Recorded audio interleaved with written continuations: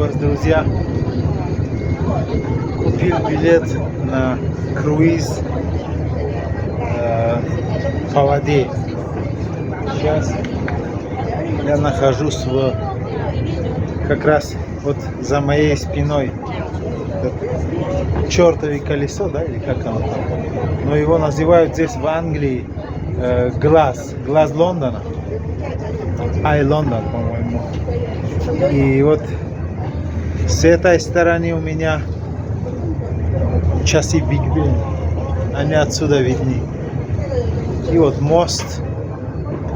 Сейчас я буду, я не знаю, пароход или корабль тронется, и я уже буду снимать Лондон. Я думаю, это будет красивое путешествие, интересное. Это будет длиться 2 часа, так что, друзья, я вас познакомлю с Лондоном. Очень много людей, погода хорошая, много людей. И на мосту, вот у меня за спиной часы Биг Бен. Мост, очень много людей. И здесь на борту много людей. Тут с 2 частей, с той стороны тоже люди сидят. Так что будем снимать. Of artists we have here in London. Well, the first bridge we're going to go beneath, Charing Cross Railway Bridge. And you've got Charing Cross Station over to your left in the West End of London. It's a very old tradition that we have on this boat. It is said if you wave to the people crossing over this first bridge and they wave back to you, it's said to be 5 years of good luck. So do give the little family a wave. There you go. 5 years of good luck. We do pay that family to stand up there all day, waving at people. Do a great job. There's one on the other side of the bridge, folks. Always nice to wave at people above us.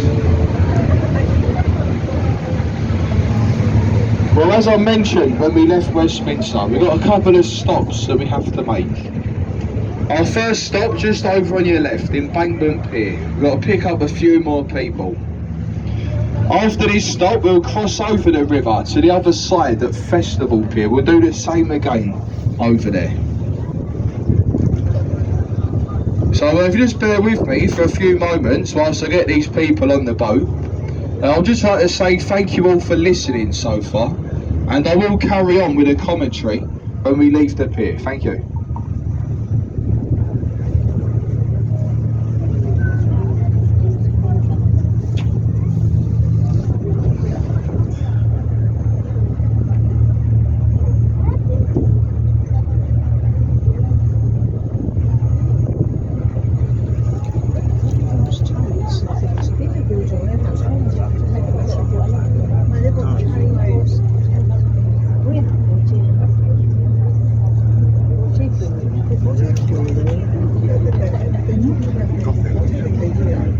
Who have just joined us there at Embankment Pier.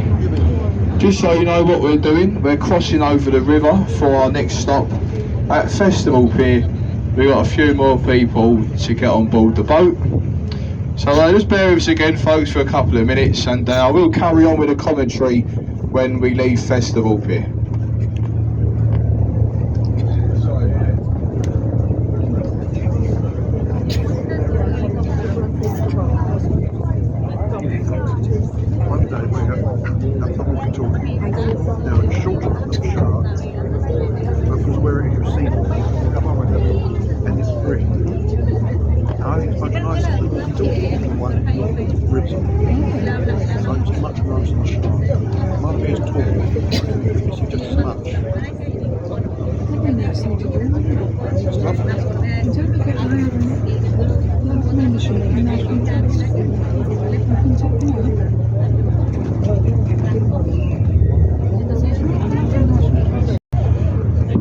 We're just rounding the boat, folks. We're just going to head further downriver now. Our next stop is going to be St Catherine's Pier for the Tower. Be down there in about 25 minutes.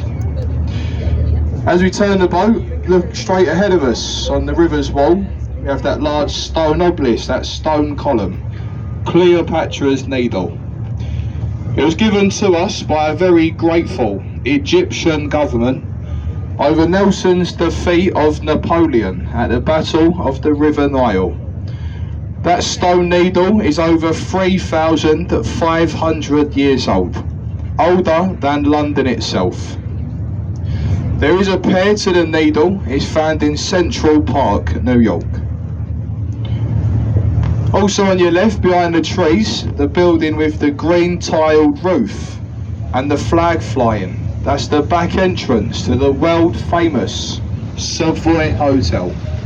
Probably the most expensive hotel we do have here in London. Ahead of the boat, Waterloo Bridge, also known on the river as the Ladies' Bridge. Gets its name as it was built during the Second World War by female labour. The men, they was away fighting for their country. The ladies of London were left at home to construct the bridge. The Ladies' Bridge was the only bridge to span the river that was completed on time and under budget. So what a fantastic job the ladies done. So well done the girls. Well done. Always. There's a man in charge though.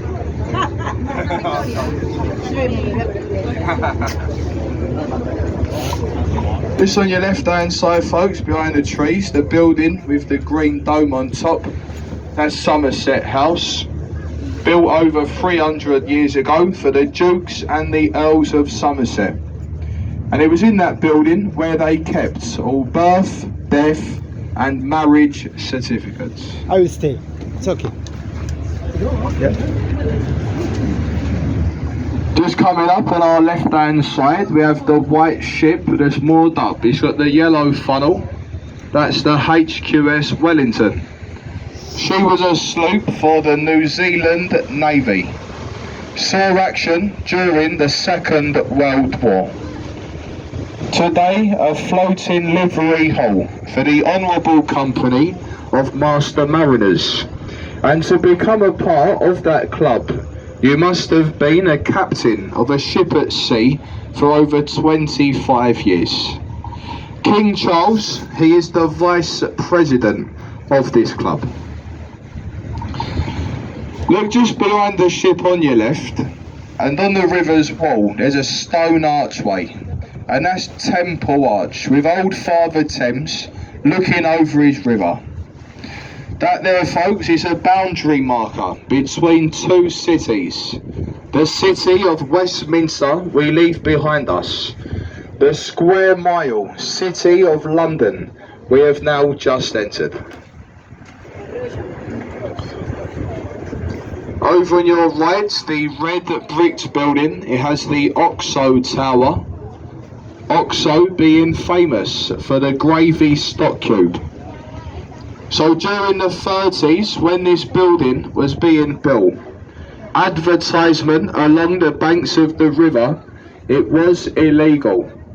And that's because the River Thames is deemed a royal highway. The Oxo Company, they very cleverly got around that law, incorporated their logo into the window frames. If you're going past later on this evening, have a look, a red light shines in that tower and the word Oxo can be seen from over most of London. On our left hand side, you'll see a lot of these work sites up and down the Thames today, and what they're doing is they're constructing a new sewer system. The Victorian sewer system, it can no longer cope with the current population. So that's what they're doing at the moment, building a bigger one. It's going to run parallel with the river. It's called the Thames Tideway Tunnel. Just behind the workings on your left, the building with the green sloping roof, That's the old City of London School for Boys. Well, we're just approaching now a group of bridges. The first one, Blackfriars Road Bridge, opened by Queen Victoria in 1869. When we go through, look either side of the boat and you'll see what remains of the old St Paul's Railway Bridge. The modern trains, they did become too heavy. The top half of the bridge, they took it down. They left the support columns in place, fear of it disturbing the foundations of the other two bridges. The last bridge in a group of three, this is Blackfriars Railway Bridge. Well folks, we're about halfway now. How's it going so far? Can everyone understand me okay? Yeah? Perfect. So if you look over on your right now, you've got the brown bricked building with the chimney. That's the old Bankside power station. It's now been converted into the Tate Modern Art Gallery, and it's completely free to go and have a walk around the building.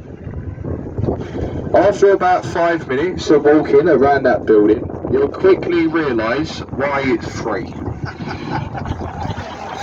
Go over there today, see such things as half a cow in a jar, a brick wall with a load of red paint that's thrown up it, and a light bulb that flashes on and off. So what a great day out. If you're a bit more like myself and you don't understand modern art, I do recommend a pub just over your right shoulder called the Founder's Arms for a much better day out. Free to go in there as well. We've got a real piece of art on your left. Now I don't know if you've done it on purpose, but you've picked a lovely time to come on the river. At this state of tide, lovely views there on our left of the large dome and golden cross of St Paul's Cathedral. Designed by Sir Christopher Wren. It took him 35 years to complete. It was completed in 1710. The cathedral stands at 365 feet tall, a foot for every day of the year. And to our right, the white thatch roof building. This is a replica of William Shakespeare's Globe Theatre. On summer nights, go over there, you can see all of Shakespeare's greatest plays, and they're all being performed as they would have been done during Shakespeare's times. That's with no stage lighting, no microphones, and it is the only thatch roof building in London since the Great Fire. Now I'll give you a bit of information about the tides that we have on the Thames. At the moment we're travelling with the tide. The tide is ebbing out to the North Sea, about 40 miles ahead of us. It goes out to sea for 7 hours, it then reaches the low water mark. It will then change direction, the tide will turn, it will start to flood back into London. Flooding for 5 hours. And we have a rise and fall of between 6 to 7 metres of water, and that's twice a day. We're just passing under Suffolk Bridge, and when we go through, look over on your right hand side. We've got a lovely riverside pub. It's got the red window frames, it's called the Anchor. This pub is over 400 years old, dating back to 1615. They do say that Shakespeare, he used to hire the attic of the pub as a dressing room for his actors before performing at the old Globe Theatre. The old Globe Theatre, it stood just behind the pub in Park Street. Look either side of the boat, look at the tide rushing around the abutments. Like I say, we're travelling with the tide. As you can see, it is a very dangerous river. Look in the skyline to our left and you'll shortly see a golden top piece. This is Sir Christopher Wren's monument to the Great Fire of London of 1666. said to resemble a lit candle. Lay this monument down in an easterly direction, the way we are facing, and it will pinpoint where the fire first took place in a baker's shop in Pudding Lane. Ahead of us is the famous London Bridge. There's been a few London bridges to span the Thames at this point. The first one was built by the Romans. The one before this one, it was sinking into the mud. It was taken down very carefully, brick by brick. It was then sold to an American businessman for $2 million. Today the bridge stands in the Arizona desert, across a man-made lake called Lake Havasu. The name of the bridge engraved into the stonework on our right, it does make for a nice photo. And on your right, dominating London's skyline, the Shard de Glace, 1,016 feet tall, home to London's highest viewing platform. It's on the 72nd floor up, and I think it's £40 an adult to go up there. However, for a much cheaper day out, I do recommend you going on the other side of the river, folks. Look on our left here. You see the building, it gets slightly larger as it goes up. Look to the top, you can just about see people standing up there. That's also a viewing platform. It's called the Sky Garden, and it is free to go up there. Also on your left, the sandy coloured building. It's got fish as weather vanes. The old Billingsgate Fish Market. There stood a fish market on that site for over 900 years. It was a few years ago they moved Billingsgate further downriver to larger premises. Today, Billingsgate is down at Canary Wharf. And in the river to your right, the large warship, the HMS Belfast. She was built in the Harland and Wolff shipyard, Belfast, Northern Ireland. The same shipyard that built the Titanic. And she saw action during the Second World War. She last fired those guns in anger during the Korean campaign.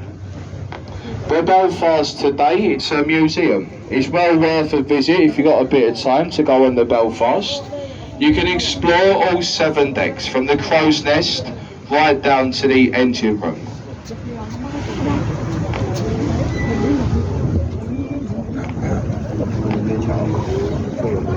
If you get your cameras ready, folks, you do get a nice photo coming up on your left hand side of the world famous Tower of London. The Tower has been a lot of different things in its time, but most famously known for its imprisonment, torture and execution. Look along the river's wall, there's a bricked up archway. Right above the archway, entry to the Traitor's Gate. If you was a traitor to the crown, you would have been rowed downriver from Westminster by barge, through this open archway, before being beheaded up on Tower Hill. The oldest part of the tower is the White Tower, the one right in the middle. It dates back to 1078. You got a lovely photo ahead of us, the Tower Bridge, the gateway to London, opened in 1894 and designed by Sir John Wolfe Barry. I'm sure you know the centre bascules, they both raise up to allow larger ships in and out of the upper pool. When the bascules are lifted, you can get across the bridge still. You walk across the 2 top catwalks. Look above us, there's a museum up there, and as you can see, they have recently installed a new glass flooring. Tower Bridge is the most easterly boundary of the square mile city, so we leave the city of London behind us and we enter into the Docklands area of London. If you look around us, you'll notice the buildings, they've all somewhat changed. These buildings were warehouses. They was filled to the brim with expensive cargo from all around the world. Today, these buildings have been converted into luxury apartments. So folks, we've had a very good time on the way down river. Like I say, we've been travelling with the tide. We are going to turn the boat. I think we're going to come into our next stop, St Catherine's Pier for the tower. I do think we've got a few people that might want to leave us here. If you are leaving us, just remain in your seats or just remain where you are for the moment until we're safely moored alongside. Please do try and take this time just to look around yourselves. Make sure you have all of your personal belongings. Don't leave anything on board that might spoil your day. And just one last thing folks, before I do put the microphone down. Just a very short word about the commentary itself. As I did mention at the beginning, and I'm sure you can tell for yourselves by now, that we're not professional tour guides on the boat. We are just members of the crew. Now we do the commentaries all on a voluntary basis, hopefully to make your trips with us a bit more interesting and hopefully enjoyable. Now if you enjoyed the commentary and you might like to show some kind of appreciation in Bermondsey. Now for anyone on board who might have seen the musical Oliver Twist, it's up this creekway where Fagin drops the jewels in the mud at the end of the film, and also where Bill Sykes fell to his death, and that's all exactly the same as Dickens' times. As I said earlier on, we're just coming off of the high water mark, so when it's low water, this creekway, it dries right out.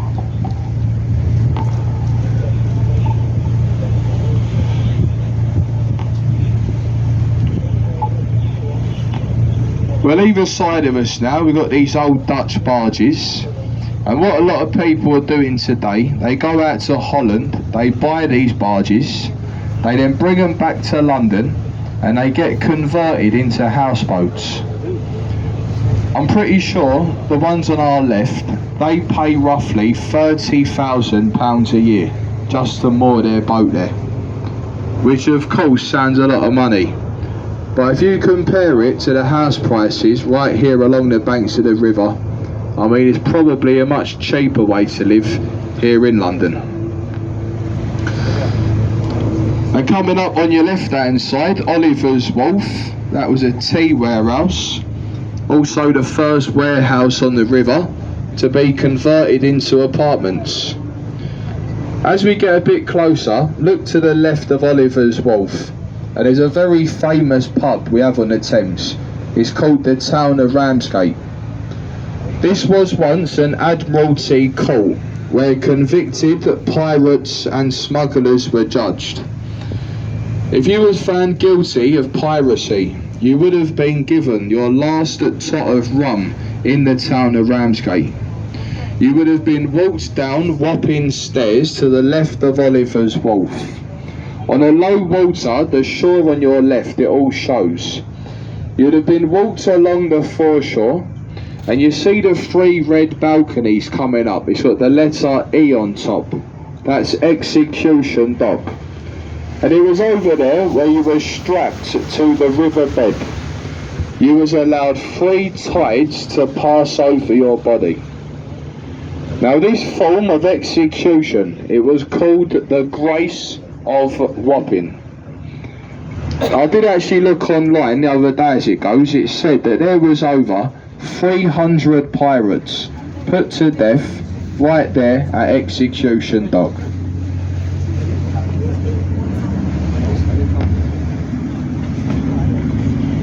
And as we make our way around this bend, look on your left, the blue piers, that's the Thames Police Force.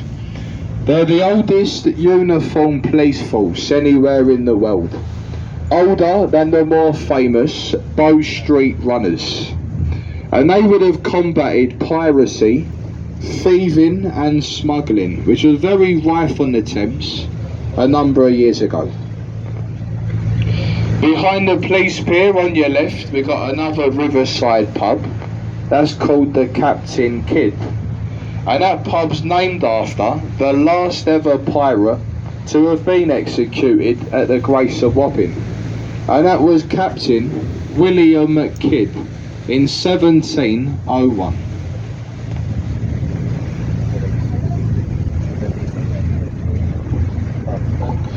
Now, do we have any Americans on board the boat today? Anyone here from America? No? No. Thank God for that then. Well, it would have been some interest just over on your right, just in between the old warehouses. You see the American and the British flag flying just outside of a little white pub called the Mayflower. And it's named after the Mayflower pilgrim ship that set sail from Rotherhithe there on our right. From here it sailed around to Plymouth to pick up the Pilgrim Fathers. It then went in search for the New World we now know today as America. The weather vane on top of that pub, an exact replica of the Mayflower pilgrim ship.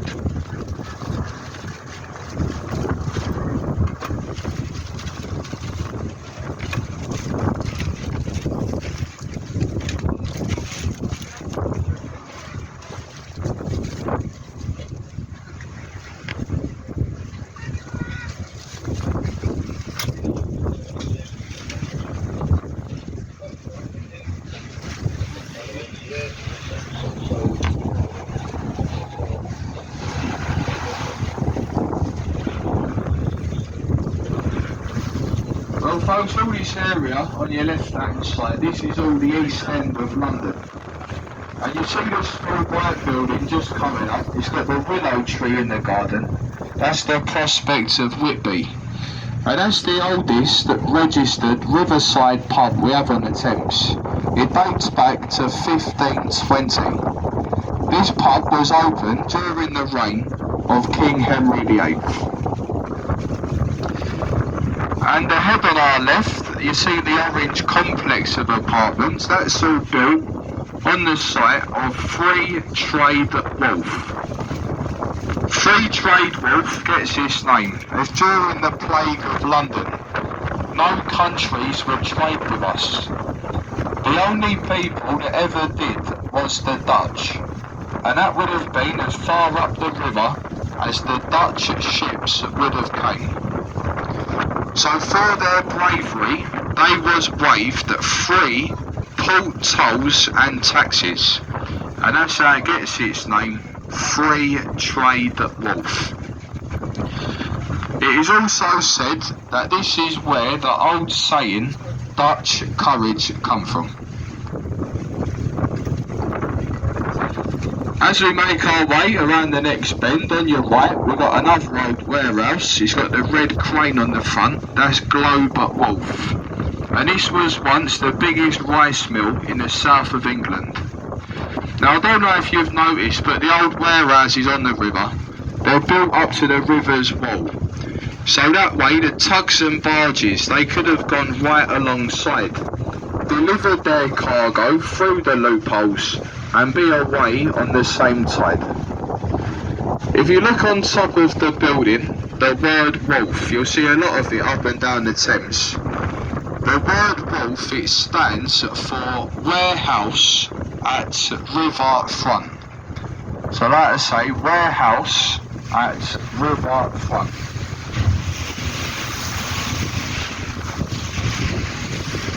So shortly, coming up on your left hand side, we've got a little entrance, and this is to the Limehouse Marina.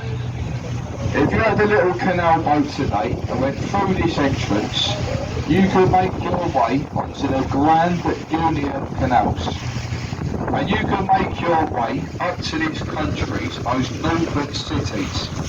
You could get to Liverpool, Manchester or Birmingham, like I say, just through that left entrance to the Limehouse Marina.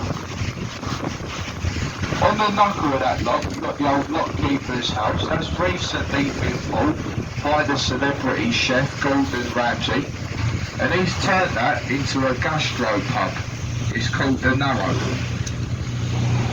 So for anyone on board who doesn't know the difference between a gastro pub and a normal one, myself and the captain, we actually went in there a few weeks ago to find out what that difference was. I can now safely tell you all that it's an extra £3 a pint.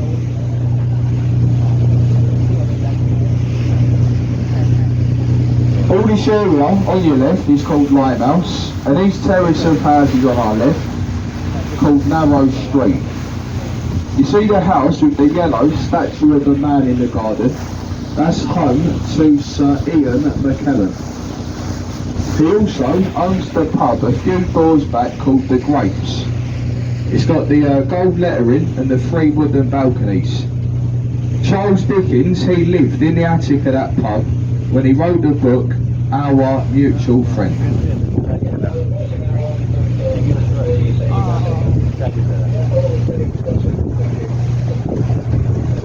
Well, ahead of us now, we've got the Canary Wharf development.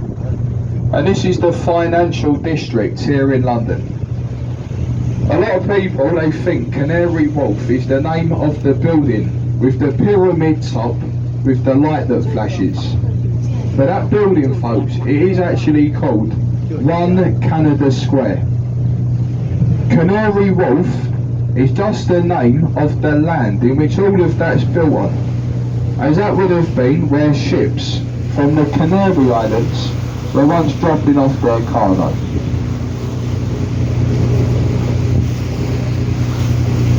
If you look to your right, look at these lovely golden sandy beaches we have on the banks of the River Thames. The Thames is a very clean river today. It might look dirty, but that's just because the bottom of this river is mud based.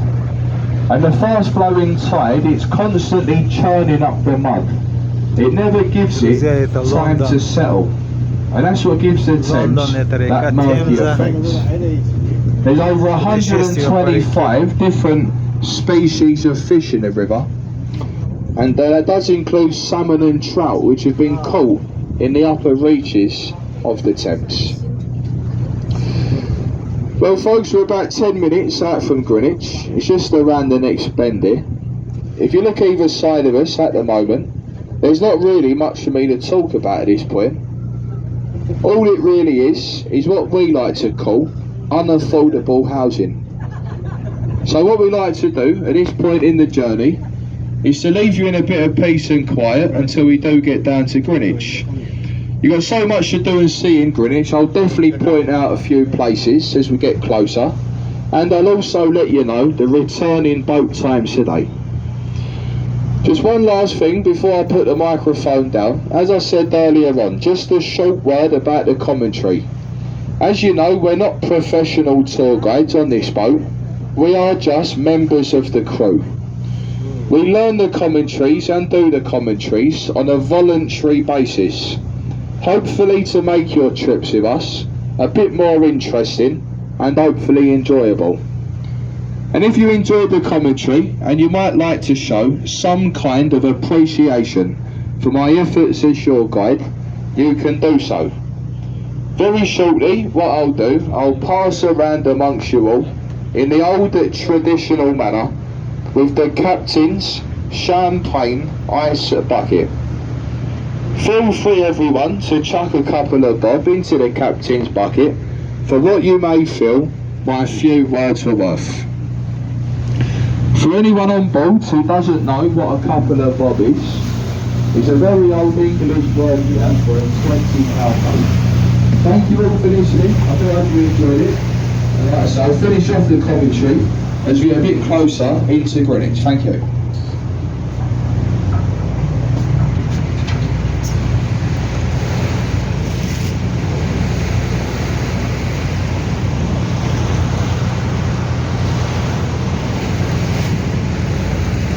Это Лондон, друзья. Видите, какая красота. Небоскребы. Не знаю, сколько там этажей. Но до хренищих просто. Может 100, я не знаю. красиво.